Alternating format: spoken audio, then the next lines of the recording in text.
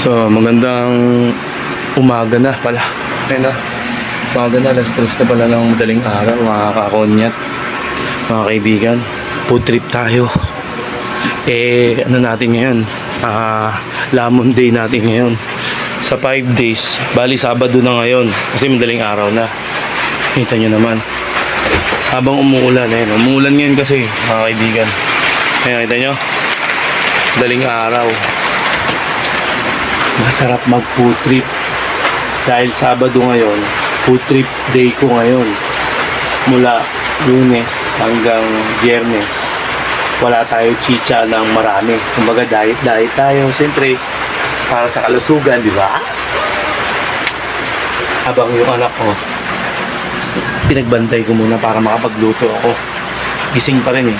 May tinatapos siyang project sa school. Kaya food trip tayo. Ang gagawin natin ngayon, mag-omelette tayo. Omelette. Ito. Itlog na omelette. Tapos, meron tayong nilutong atay. Pakita ko sa inyo. Ito. Yan. Niluto yan ng papa ng asawa ko. Kita nyo? Kita nyo yan. Sarap yan. Ngayon, magluluto tayo ng pritong omelette.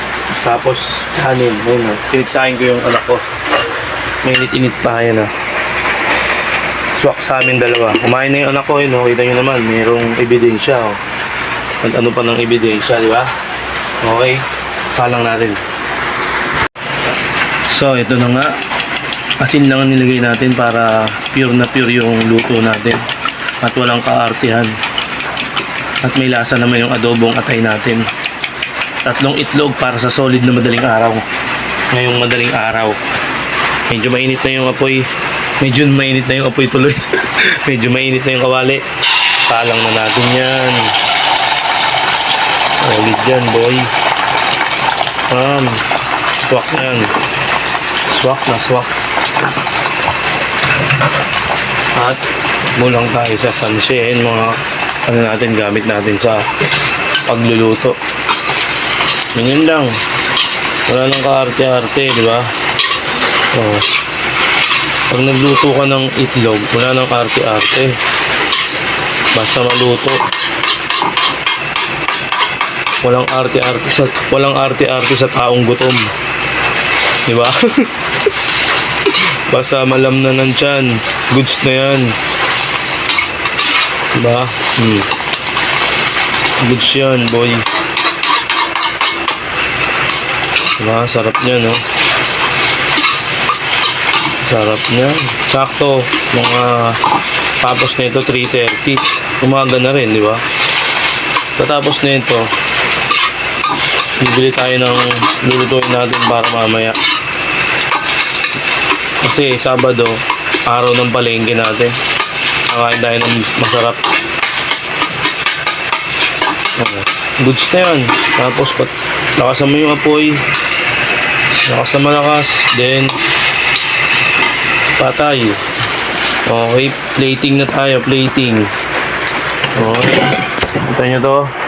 Pinorma ko na yung yung atay ng manok.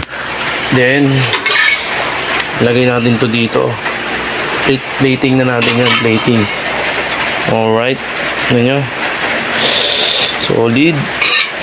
Yan ang mga lutong probinsya. Walang asin-asin. Walang seasoning. Asin lang. Goods na. Diba?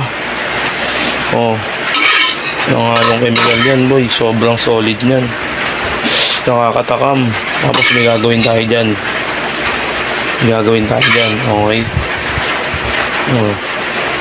Ngayon, kuha tayo ng sabaw dito. Pang solidan na sabaw. Diba? Gawin natin dyan, ganito. Kuha ng sabaw.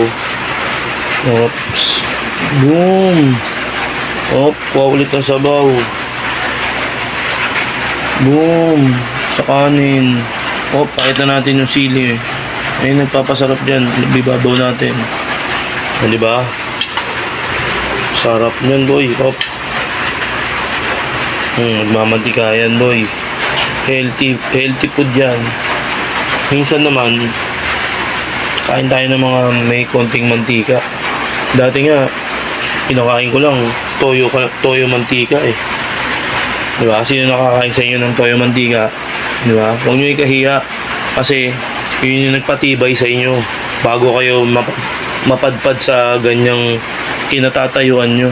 Huwag nyo ikahiya yung mga dating pinagdaanan yung hirap. Dahil ang buhay natin ay maikli lamang.